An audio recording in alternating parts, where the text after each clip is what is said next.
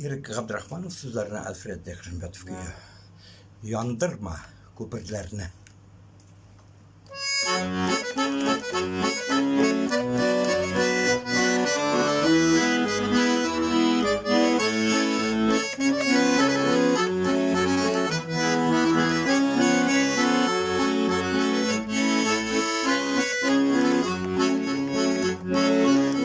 Yürekte yaşayan saf mehabbet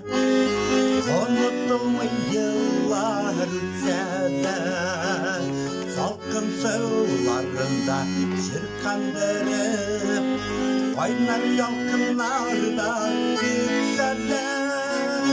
iki yürek iki yazmış arasında yandırmak giderlerini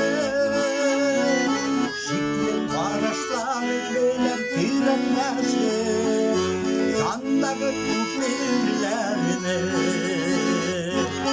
iki yürek iki yazmış arasında yandırmak giderlerini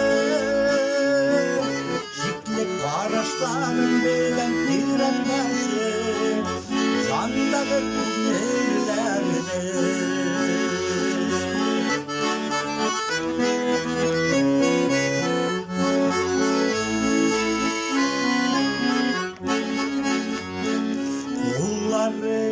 Sina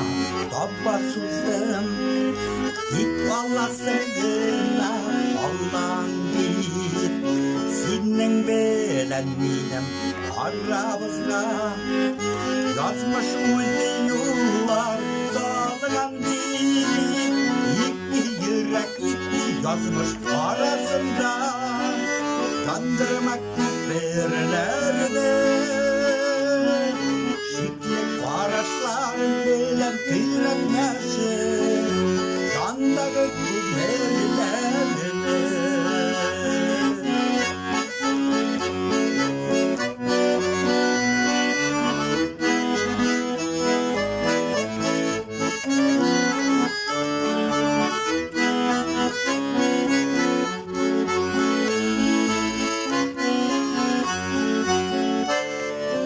varlı bozlu yankırlar yağsa da aralardan ciller ismesin süyülerden güçlü şu yarattı ümitliğine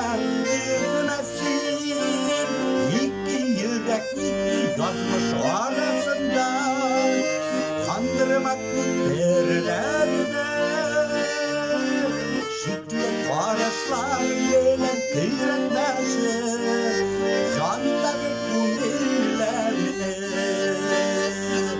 iki yürek iki yazmış arasında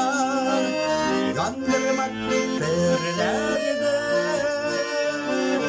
şikli paraşlar bilen direnmesi